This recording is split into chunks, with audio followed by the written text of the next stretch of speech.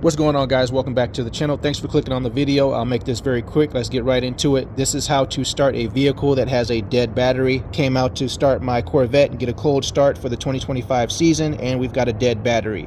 I have a jumper box that I'll link in the description below in case you guys want to get that, and it comes in a lot more handy than using it the old school way. But I'm going to teach you guys with the old school way.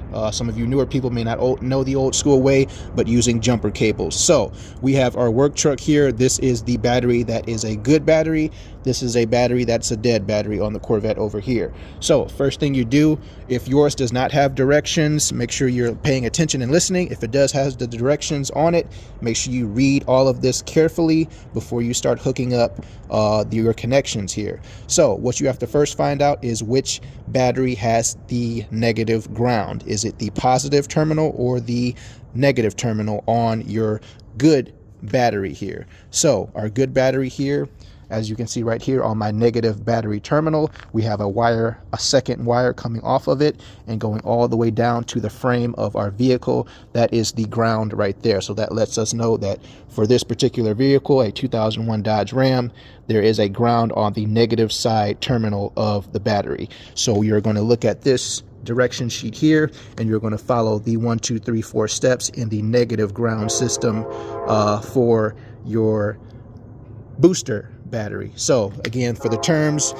booster battery, discharged battery, dead battery, good battery. Those are the terms that you see right here. I'll let this train go by so you guys can hear me clearly. Okay, bringing you guys back in. Sorry about that. We had a train going by and honking. Wanted to make sure you guys could hear me very clearly. So going over the steps here, let's walk through it really quickly.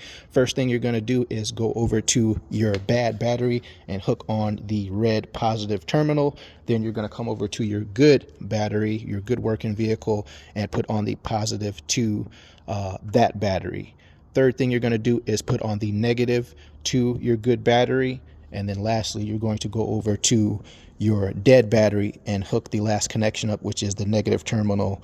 Do not hook it on the negative battery terminal, but you're going to hook the hook onto something like the frame or a bolt that is away from any electrical portion or electrical part of your vehicle. I have it on the hood latch over there for my Corvette.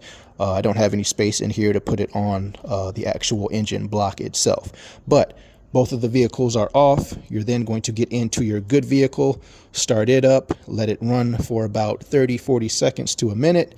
Then you're going to hop in, or let the person that you're helping hop into their vehicle, turn their key, see if the vehicle starts, let it run for 30 seconds. And then important, you are going to take all of the connections off in the reverse order that you put them in, or that you put them on, excuse me. So it'll be the negative black one over there. You'll take that off first. Then you come take off the negative black on your good battery. Then you'll go back to your dead battery one, which the vehicle should be started now. You'll take off that positive one there. And then lastly, your positive to your good battery here. And then you're off and rolling. Thank you guys for watching. Appreciate it. Make sure you hit that subscribe button. Check the link below. That is a easier way for you guys to do this, so you don't have to use cords, and you can always have on hand and be able to jumpstart your vehicles on hand by yourself without needing an extra person or another vehicle.